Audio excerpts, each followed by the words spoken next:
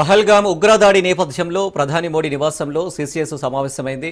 లోక్ కళ్యాణ్ మార్గ్లోని ప్రధాని నివాసంలో ఈ ఉన్నత స్థాయి సమావేశం జరిగింది. ప్రధాని మోడీ ఈ భేటీకి అధ్యక్షత వహించారు. కేంద్ర హోంశాఖ మంత్రి అమిత్ షా, రక్షణ శాఖ మంత్రి రాజ్నాథ్ సింగ్, ఆర్థిక శాఖ మంత్రి నిర్మలా సీతారామన్, విదేశీ వ్యవహారాల శాఖ మంత్రి ఎస్ జయశంకర్ ఈ సమావేశంలో పాల్గొన్నారు. వీరితో పాటు జాతీయ భద్రతా సలహాదారు Ajit Doval, army chief general Dwivedi, navy chief admiral Tripathi, air force air chief marshal Amanpreet సింగ్లు కూడా హాజరై తాజా భద్రతా పరిస్థితులపై చర్చించారు.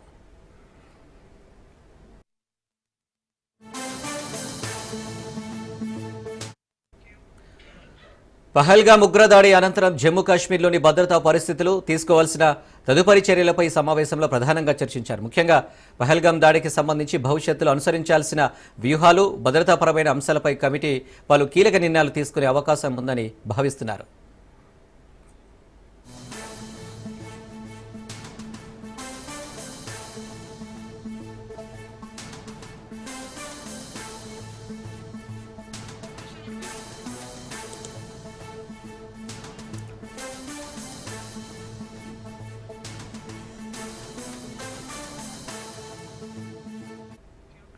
పహల్గామ్ ఉగ్రదాడి నేపథ్యంలో ప్రధాని మోడీ నివాసంలో సీసీఎస్ సమావేశమైంది.